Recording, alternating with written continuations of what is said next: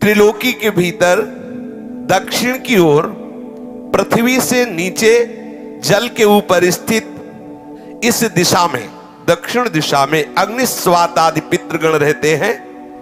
अत्यंत एकाग्रता पूर्वक अपने वंशधरों के लिए मंगल कामना किया करते हैं। उधर ही नरक लोक है। भगवान सूर्य के पुत्र पितराज भगवान यमराज अपने सेवकों के सहित वहां विराजमान है। ये त्रिभुवन का दंड विभाग है। जैसे छोटी छोटी कोतवाली है ना, और सबका एक विभाग का स्वामी है, ऐसे ही ये जो रोग हैं, नाना प्रकार के संकट हैं, विपत्तियां हैं, ये कोतवाली हैं। ये उसी दंड विभाग से आते हैं। और पूर्ण दंड विभाग यमपुरी है, जहां पूरा का पूरा हिसाब दिया जाता है। भगवान यमराज की आज्ञा होती है और पापी को वैसा एक सेकंड में निर्णय हो जाता है। वहां वकील की जरूरत नहीं होती। वहां एक सेकंड, इतने जीव रोज वहां लाइन लगी है। अपने दूतों के द्वारा लाए हुए मृत प्राणियों को तत्काल उनके दुष्कर्मों को देखकर उसका परिणाम दे देते हैं। तामिस्त्र, अंधतामिस्त्र, रौरव, महारौरव, कुंभीपाक, कालसूत्र, अस्थिपत्रवन, सूकरमुख, अंधकूप, क्रमि भोजन, संदंस, तप्त सूर्मी, बज्रकंटक, सालमली, वैतरणी, पूयोद, प्राणरोध, विशसन, लालाभक्ष, सारमेयादन, अवीची, अयहपान, इसके सिवा छार करदम, रक्षोगण भोजन, शूलप्रूत, दंदसूक, अवट निरोधन, पर्यावर्तन, सूचिमुख। इस तरह से प्रधान 28 नरक हैं।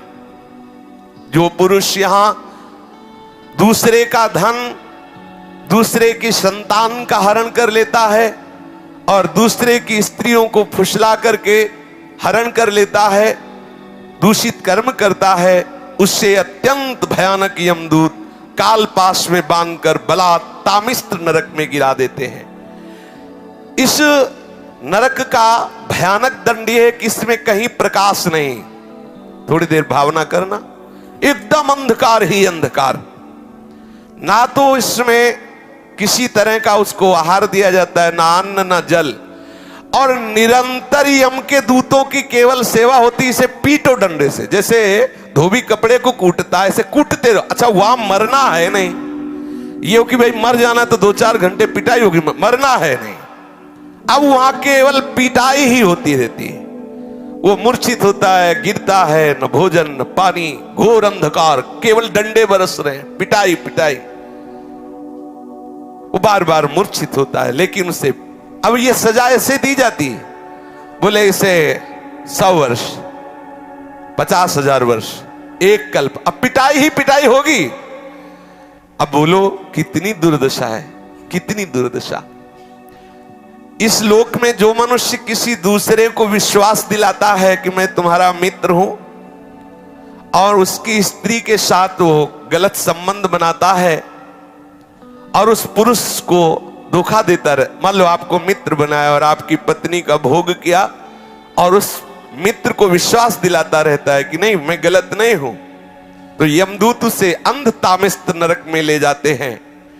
और वो कटे हुए वृक्ष के समान भयंकर वेदना को प्राप्त हुआ सुध-बुध खो बैठता है, और उसके अंगों में वहां बहुत तरह की पीड़ा दी जाती, काटा जाता है, थोड़ा थोड़ा ऐसे ऐसे काटा जाता है, ऐसे ऐसे काटा जाता है।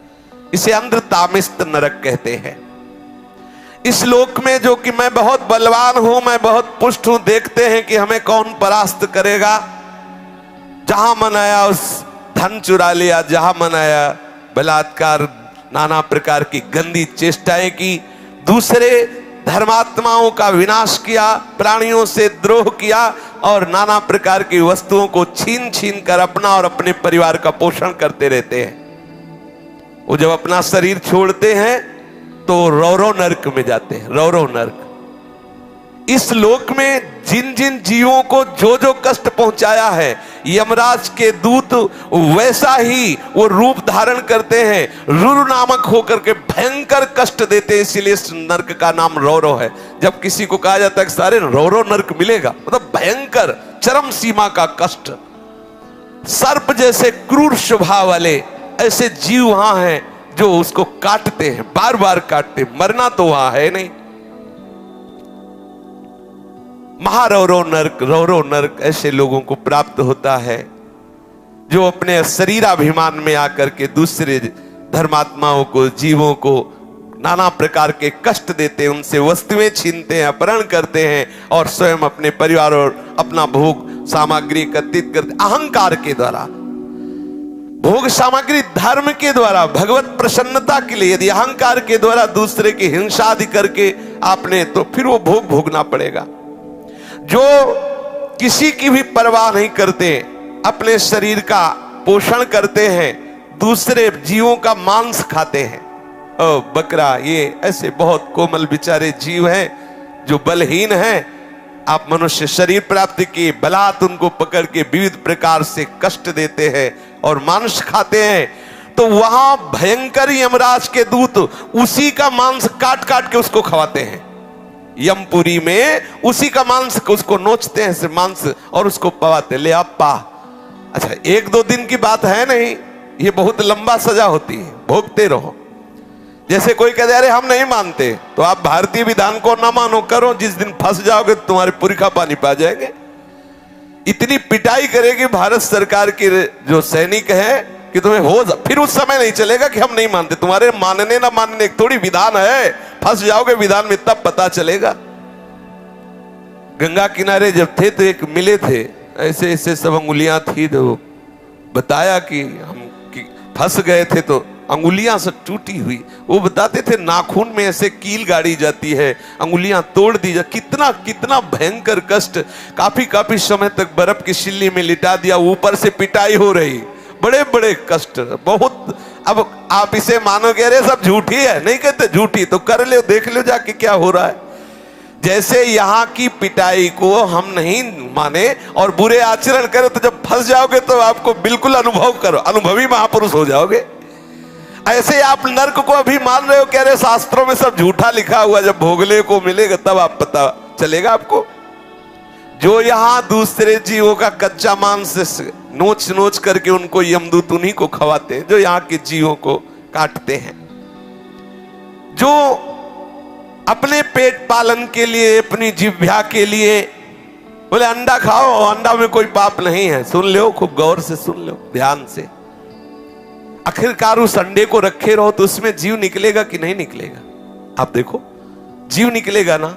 किसी भी अंडे को आप रख दो, वो अपने समय पे फूटेगा, उस पे जीव निकले। जीव है, जो जीव मनुष्य में है वही जीव उन पक्षियों में है, उन पशुओं में है, चींटी में है, उतना ही जीव है। जो उन पशुओं को भूनता है, रांधता है, नष्ट करता है। कैसे कैसे निर्दयी लोग, वो तड़प रहा है जी, उसको आग में ऐसे बांधे हुए है। किसके लिए? इस असेंद्री के लिए।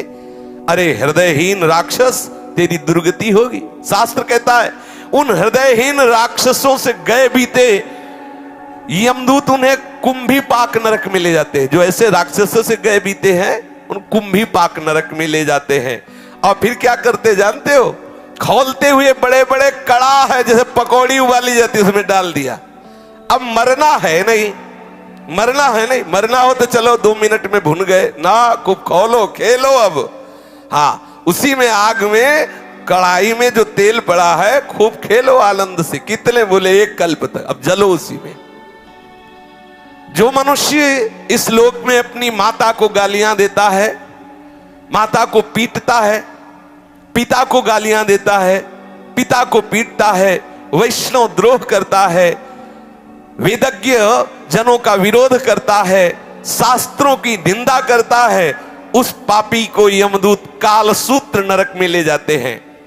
10,000 योजन का घेरा है। 1 योजन का मतलब 4 कोस, 10,000 का मतलब कितना हुआ? 40,000 कोस की भूमि है। और वो तांबे की तरह है और आग से लाल है भूमि, पूरी भूमि लाल है।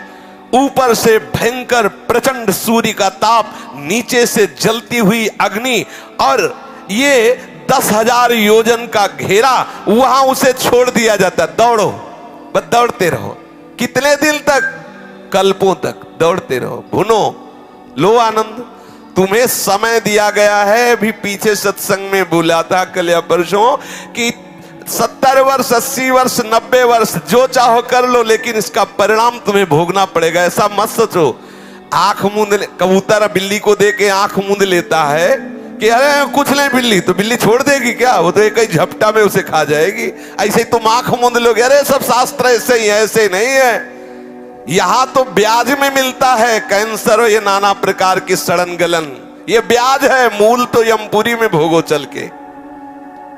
अब वो बेचारा इतनी लंबी भूमि में भागता रहता है, जलता रहता है, मरना है नहीं। बेचैनी बढ़ जाती, छटपटाता है, लौटता है, खड़ा होता है, दौड़ता है, चीखता है, पुकारता है, कौन सुने? कितने दिन तक? बोले जितने उसके शरीर में रोम है उतने 1000 वर्ष तक उसमें रखा जाता है उसको, उतने 1000 वर्ष तक। इसको कहते हैं काल सूत्र नरक। जो पुरुष बिना आपत्ति आने पर वैदिक मार्ग का उल्लंघन करके पाखंड पूर्ण धर्मों का आश्रय लेता है, वैदिक मार्ग की अवहेलना करता है, वैदिक सिद्धांतों को गालियां देता है, उसे यमदूत ले जाते हैं कोड़े से मारते हुए। और नरक में 80 पत्रवन नरक है।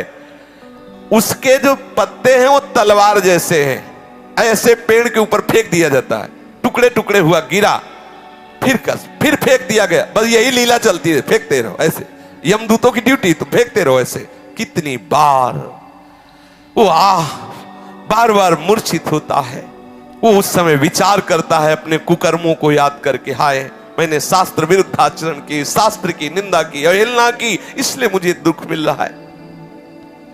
जो इस मृत्यु लोक में राजपद पर या राज कर्मचारी पद पर है और ये जानता है कि ये मनुष्य निरपराध है, लेकिन धन आदि के लिए या किसी बल प्रयोग की उसमें आकर के वो उसे दंड दे देता है, तो उस महापापी को सूकर मुख नामक नरक में गिराया जाता है।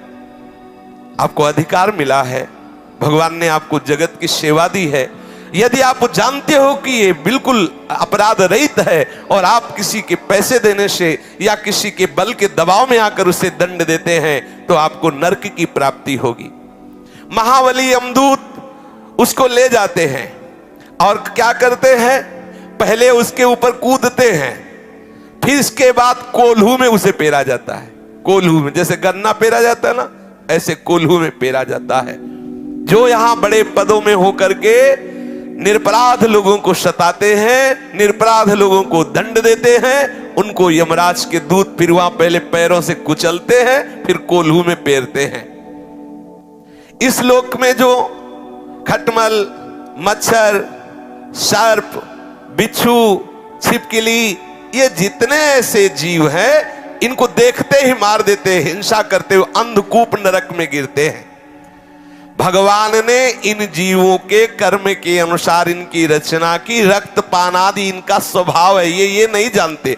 मच्छर ये नहीं जानता कि हम काट रहे हैं तो इनको दुख होगा, वो नहीं जानता। उसका जैसे हम भोजन पाने के लिए अन्न आदि पाते हैं, ऐसे वो उसका भोजन रक्त भगवान ने निश्चित किया, उड़ा दी। बोले अगर मच्छर नहीं मारेंगे तो नाना प्रकार के बुखार वाले रोग पैदा हो जाएंगे। सच्ची मानिए, जब रोग पैदा होना होता है तो हो ही जाता है, रोग पैदा ना हो तो रोग अगर नहीं होना ना, तो आप खुले मच्छरों में बैठे रहो, नहीं का। हाँ, आप अपना बचाव पक्ष कीजिए, मच्छरदानी लगा लीजिए, पहले से ऐसी औषधि आदि कर लीजिए, अपने यहाँ छिड़काव कर लीजिए, लेकिन आप मच्छर को मारे, आप छिपकली को मारे, आप सर्प को मारे, बिच्छू को मारे, ऐसा हमारा शास्त्र अलाउ नहीं करता कि आप मारे, ऐसा नहीं। जो उनका स्वभाव है, उनका स्वभाव बनाया गया है, आप अपना बचाव पक्ष रख लीजिए। अच्छा, बचाव पक्ष में मर जाए, देखो अंदर की बात है, अब पता नहीं कि पीछे क्या काट रहा है, खुद वो ऐसे हाथ किया, वो मर गया, उसका कोई अपराध नहीं। आप जान के कि अच्छा ऐसे मारे कुछ लोगों का स्वभाव होता, मक्खी ऐसे देखते रहते, ऐसे ऐसे मरते रहते, ऐसे, और पूछो उनसे क्या है, वो मजा आ रहा है, लेना मजा। हाँ, बोले जो यहाँ इन जीवों को मार, सांप दिखा रहे, मारो मारो सांप सांप, बोले काल, काल को तुम मार सकते हो। जितने यहाँ मच्छर, जू, रेंगने वाले सांप या पशु पक्षी, मृग, मक्खी, जो भी इनसे तुमने जो इनको मारा, इनको द्रोह किया, तो आप समझ लीजिए कि ये पाप आपको नरक ले जाने वाला है। आपका रोगग्रस्त शरीर होगा, बहुत कष्ट भोगने पड़ेंगे। इसलिए अंधकूप नरक से बचना तो किसी जीव की हिंसा करना बिल्कुल ठीक नहीं है।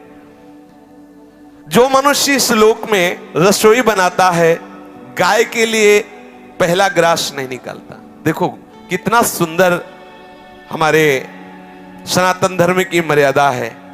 दरवाजे पर एक गऊ बंधी हुई है, आप पहला ग्रास गऊ के लिए, ना गऊ है ना ग्रास है, कुत्ता है और सब ह्रास है।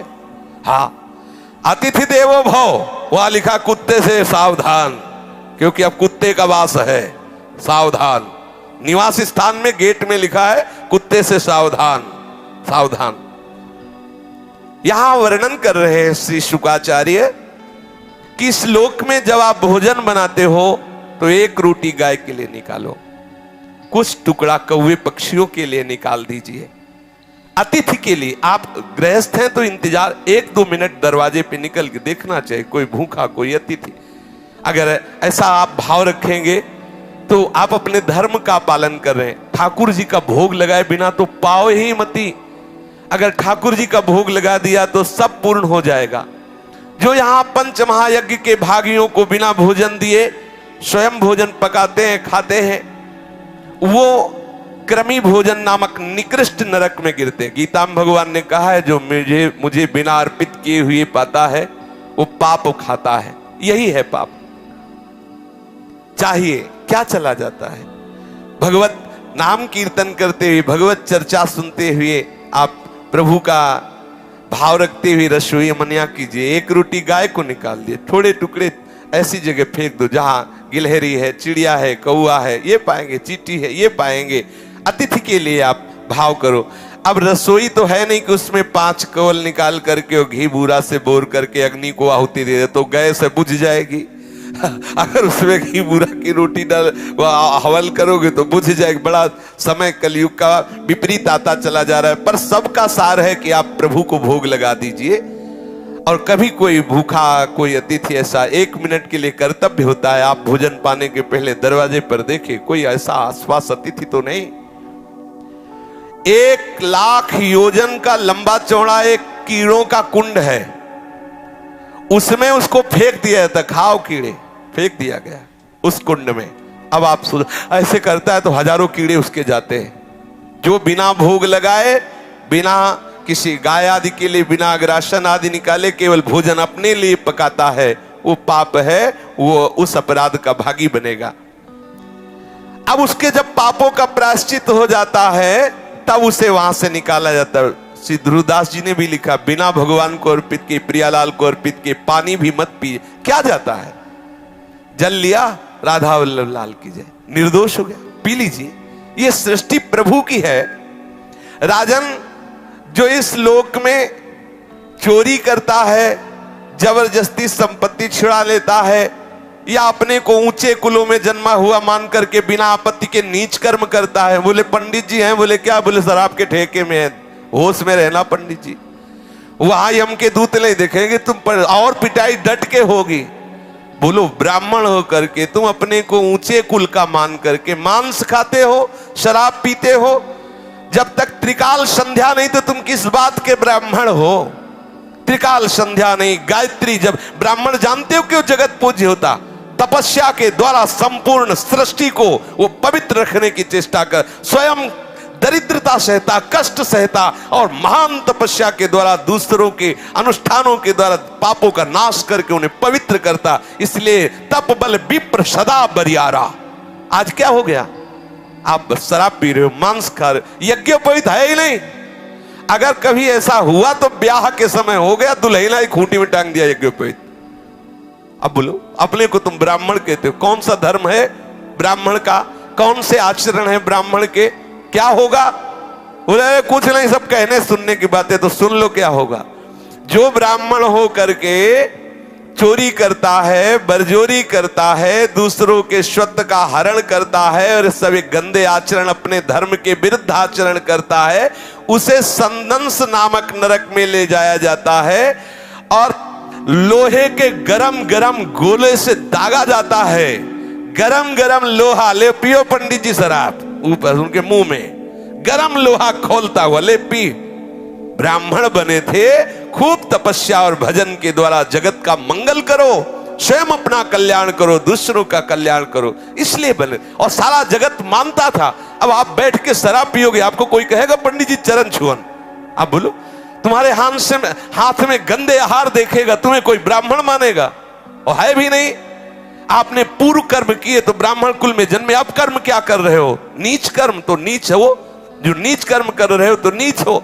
देखो गोस्वामी जी ने लिखा, यदि आप भजन नहीं करते तो आप कोई भी हो, हरि भक्ति विहीन जीवन मुर्दे का जीवन है। जिन हरि भगति हृदय नहीं आनी, जीवित सब समान ते प्राणी। कोई भी हो, यदि इस लोक में कोई पुरुष काम से पीड़ित होकर के शास्त्र की मर्यादा का त्याग कर, अरे किसी भी जाति का कोई भी हो, कैसे भी हो, केवल हमें काम भाव की पूर्ति करनी है, अगम्य पुरुष स्त्रियों से व्यभिचार करता है, उसे यम पुरुष तप्त सूर्य नामक नरक में ले जाते हैं।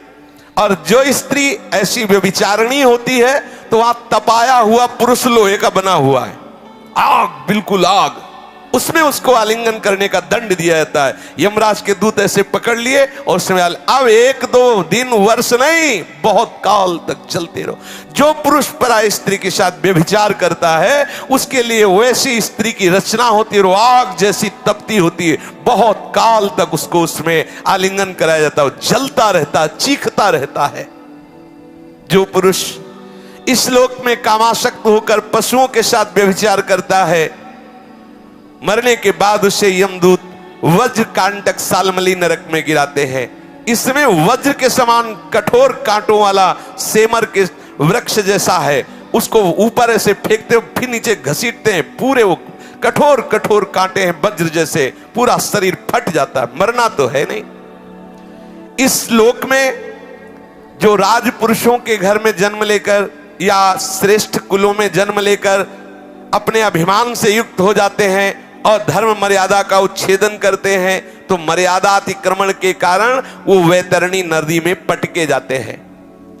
जो अपनी मर्यादा शास्त्रों ने स्थापित की है कि आप जहां हो उसी मर्यादा के अनुसार आचरण करो, आप अपनी मर्यादा को खो देते हैं। देखो, ये जीवन मुक्त होने के लिए सिद्धांत बना है, ऐसा आप ना समझे। जीवन मुक्त होने के लिए बना है। हमारी राष्ट्र व्यवस्था में बड़े पद भी हैं तो छोटे पद भी हैं। जितना बड़ा पद अधिकार है उतना ही छोटे, अगर छोटे ना हो तो जहां सुई काम आएगी वहां तलवार काम नहीं आएगी। विश्वास करो, तलवार की भी रचना आवश्यक है तो सुई की भी आवश्यक है। सबकी अपनी अपनी जगह आवश्यकता है। तुम अपने अपने धर्म का पालन करो। यदि आप अपने धर्म का अतिक्रमण करते हैं और यहां आकर मनमानी पापाचरण करते हैं, मनमानी उद्दंडता करते हैं, तो एक नरक है जिसका नाम है वैतरणी। वैतरणी नदी में उसे फेंक दिया जाता है। उसमें क्या बहता है? उसमें मल, मूत्र, पीप, रक्त, केश, नख, हड्डी, चर्बी और पिसा हुआ मांस, मज्जा, ये प्रवाह होता है, उसमें फेंक दिया जाता है। जो धर्म का उल्लंघन करता है, नीच आचरण करता है, पापाचरण करता है और मैं बहुत ऊंचे कुल का हूं ऐसा अभिमान करके, तो उसको फेंक दिया जाता है। और वहां बड़े बड़े जहरीले जीव हैं, वो बार बार मलमूत्र, पीव, रक्त, कैसे ऐसे करता है, उसी को खाता है, उसी में डूबता है और जीव उसको काटते हैं। पाप के कारण वो भयंकर कष्ट पाता है पर उसके प्राण नहीं निकलते, वहां मरना नहीं, वो दुर्गति को भोगता है, बार बार रोता चिल्लाता है, कौन सुने उसकी। जो लोग यहां पवित्रता का त्याग करते हैं, अपने शास्त्र के द्वारा निर्धारित आचरणों का त्याग करते हैं, नियमों का त्याग करते हैं, लज्जा को त्याग करके, तिलांजलि दे करके नाना प्रकार के गंदे आचरण करते हैं, पशुओं के साथ गंदे आचरण करते हैं, उनको ये सब पीव, विष्ठा, मूत्र, कफ आदि से भरे हुए कुंडों में फेंका जाता है। इसे पुयोद नमक नरक कहते हैं। पुयोद वो शाबिनी घृणित वस्तुओं के बीच में बहुत काल तक सड़ता रहता है।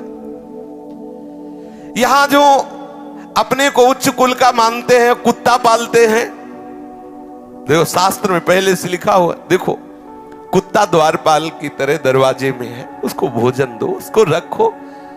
अब वो रसोई में जा रहा, जामन आ रहा, लग शंका कर रहा, तुम्हारा मुंह चाट रहा है, अरे भाई थोड़ी तो मर्यादा रखो। व्यवहार का सब में भगवान है, पक्का है।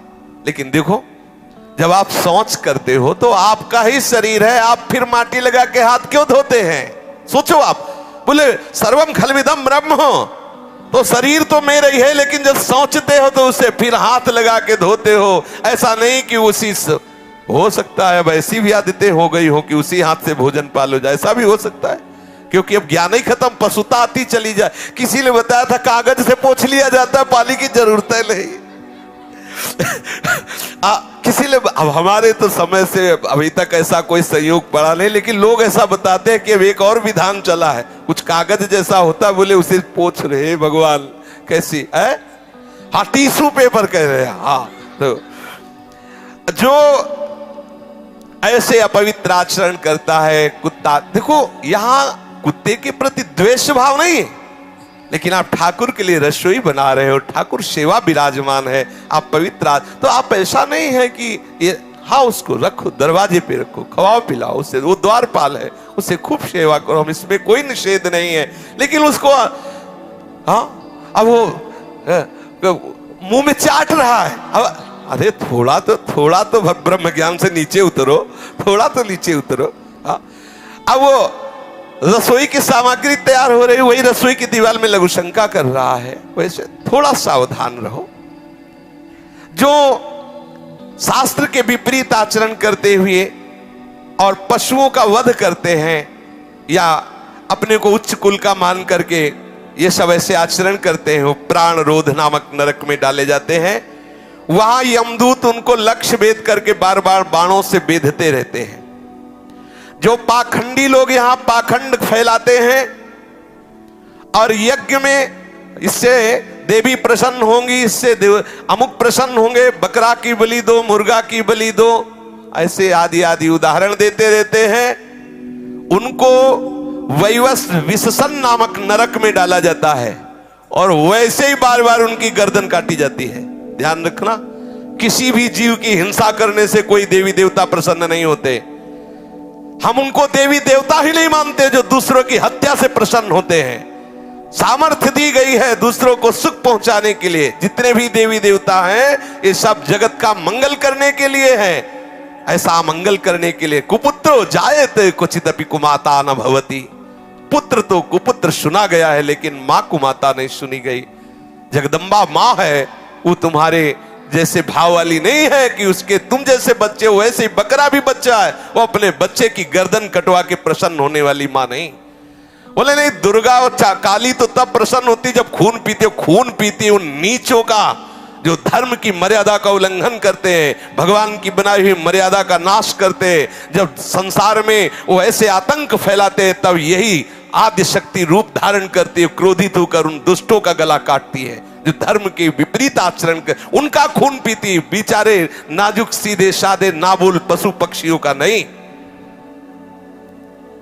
ऐसे पापियों को विभूषण नामक नरक में डाला जाता है, बहुत ही कष्ट दिया जाता है।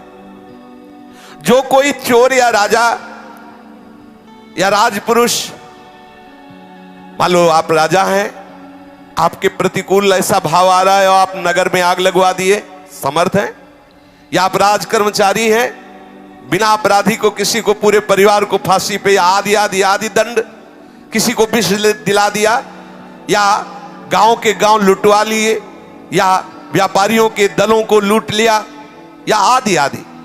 आप अधिकारी हैं, आप बल आपको प्राप्त हुआ। यदि आप कहीं ऐसे आंतरिक कार्य करते हैं जो हमारे शास्त्र के विरुद्ध है, तो जिनकी दाढ़ें वज्र के समान है, ऐसे 20 यमदूत भयंकर कुत्ते का रूप धारण करके उसके ऊपर टूटते हैं। 20 एक साथ, वज्र की जैसी दाढ़ें चीर चीर कर, वहां मरना है नहीं, बहुत सावधान।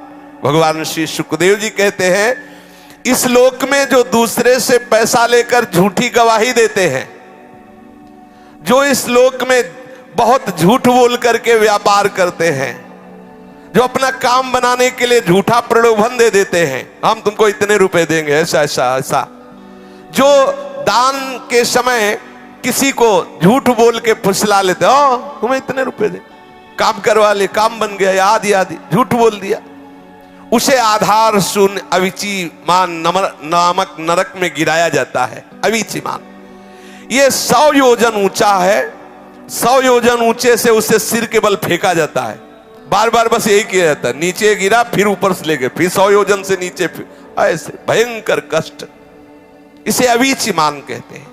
गिराए जाने पर उसके शरीर की नस नस टूट जाती है, प्राण तो निकलते नहीं, फिर ऊपर ले जाएगा, फिर पटका गया, फिर ऐसे ऐसे।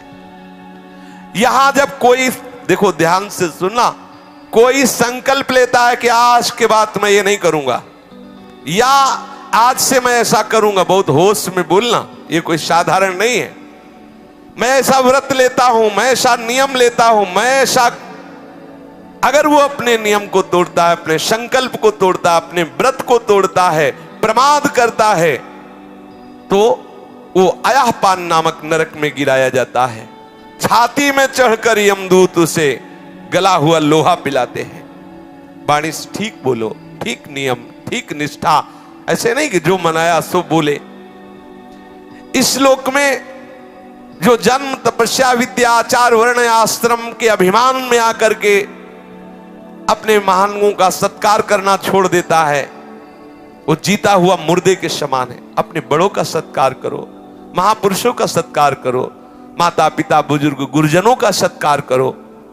अगर वो ऐसा नहीं करता है तो मरने पर छार करदम नामक नरक में गिराया जाता है, वहां उसे बड़ी पीड़ा सहनी पड़ती है। इस लोक में जो भैरव यक्ष राक्षस आदि का आयोजन करने के लिए पशुओं को मारते हैं, खाते हैं, उल्लास मनाते हैं, तो रक्षोगण भोजन नामक नरक में ले जाया जाता है। कसाई की तरह कुल्हाड़ियों से काट काट करके उसका मांस, उसका लोहू यमदूत भक्षण करते हैं और खूब उत्सव मनाते हैं। तुमने मनाया उत्सव, अब वहां यमदूत उत्सव मनाएंगे। इस लोक में जो वन या गांव के निरपराध जीवों को पहले फुसला कर बुलाते हैं, ले ले, और फिर उसे फंसा लेते हैं और फिर उसे छेड़ते हैं, कांटे से ऐसे बेधना, रस्सी से बांधना, खिलवाड़ करना, मारना, पीट। तुम्हारा तो खिलवाड़ हो रहा है, वहां वो मर रहा है, वहां उसको भयंकर कष्ट हो रहा है, तो ये अपराध बन रहा है। उसे सूल प्रोत नामक नरक में सूलों से बेधा जाता है। जो यहाँ कंक, बटेर, बंदर, कुत्ता आदि जो भी जीव हैं, इनको फुसला के बुला लिया, फिर इनको आप कष्ट देते हो, इनको ताड़ना देते हो, तो उसको ये कष्ट मिलता है। जो सर्पों के समान उग्र स्वभाव वाले पुरुष दूसरे जीवों को पीड़ा पहुंचाते हैं, मरने पर दंदशूक नामक नरक में गिराए जाते हैं। वहां 5-7 मुख वाले भयंकर विषधारी सर्प छोड़े जाते हैं, वो चूहे की तरह से निगल जाते हैं और भयंकर इसको विष का प्रभाव कष्ट देता रहता है, बार बार ऐसा होता रहता है।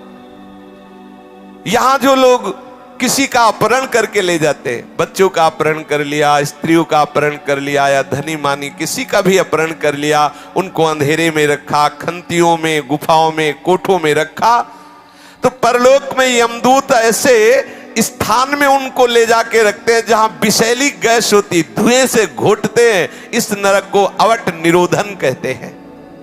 जो गृहस्थ अपने घर में आए हुए अतिथि अभ्यागत साधु वैष्णव की तरफ कुटिल दृष्टि से देखता है, मानो भस्म कर देगा। बोले राधे श्याम, ऐसे गुस्सा से देखते, कहां से आ गया, और गुस्सा से मानो भस्म कर देंगे। ऐसा नहीं, 3 बातें तो सबको करनी चाहिए, राधे श्याम अर्थात मृदु भाषण, फिर आसन और जल। इसमें किसी का पैसा नहीं लगता। कोई भी वैष्णव, कोई भी अतिथि आपके दरवाजे आया है, राधे राधे, आइए बैठिए, जल पीजिए, नहीं नहीं हमें भोजन चाहिए, हमें वस्त्र चाहिए, हमें रुपया चाहिए, अगर आप नहीं दे सकते हैं तो राधे श्याम जाइए आप। ऐसा आप अपने दरवाजे में खड़े हो जाइए, कोई अतिथि आया, मृदु भाषण, हमारी सामर्थ्य नहीं कि मैं आपको दे सकूं, हो गया। जरूरी नहीं कि आप दे ही, लेकिन आप मृदु भाषण बोल सकते हैं। आप गाली देकर, आप क्रोध दृष्टि से उसका अपमान करते हैं, वो आपके द्वारे अतिथि आया है, भिक्षुक आया है, ये आपका भयंकर अपराध बन गया। अतिथि का अनादर करना कहीं भी शास्त्र में नहीं लिखा। आपके दरवाजे आया है, आप मृदु भाषण तो कर ही सकते हैं ना, आप ऐसे तो कर ही सकते हैं कि हमारी सामर्थ्य नहीं, मैं आपको दूं, बस मृदु भाषण बोल दीजिए, आप उसको गाली मत दीजिए, आप उसका अपमान मत कीजिए, आप ऐसी दृष्टि से मत देखिए। अगर आप ऐसा करते हैं मानो उसे भस्म कर देंगे, तो जब उसका शरीर छूटता है तो उस पाप दृष्टि के कारण गिद्ध, कंक, काक और बटेर जैसी वज्र की कठोर चोंच वाले पक्षी नरक में छोड़े जाते हैं और वो उसको नोचते हैं। इस नरक को पर्यावर्तन कहते हैं। इस लोक में जो व्यक्ति अपने को बड़ा धनवान समझता है, अभिमानवश दूसरे को नीच समझकर उनका अपमान करता रहता है और धन के व्यय और नाश की चिंता में ही रहता है, तनिक चैन नहीं मानता, बस धन, अधिक से अधिक धन बढ़े, चाहे किसी की हिंसा करानी पड़े, चाहे जो भी जैसे भी व्यभिचार से आवे, जैसे भी आवे, वो तरह तरह के पाप करते हुए जो धन एकत्रित करने में ही बुद्धि लगाए रहता है, वो नराधम मरने पर सूची मुख नरक में गिरता है। उस अर्थ पिशाच पापात्मा के सारे अंगों को भगवान यमराज के दूत बड़ी बड़ी सुइयों के ऐसे सीते हैं, पूरे शरीर को सीते हैं बार बार सुइयों से, ऐसे जैसे कोई कपड़ा सिया जाता है, ऐसे उसमें यही सेवा है उनकी, सीते रहो इसको। ओहो कितना कष्ट।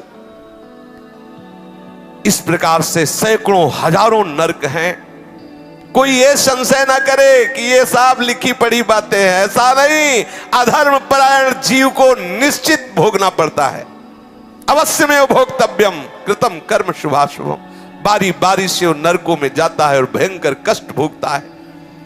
इसी प्रकार जो धर्मात्मा होता है, पुण्य करता है, वो स्वर्गों में जाता है और विविध प्रकार के स्वर्ग सुख भोगता है।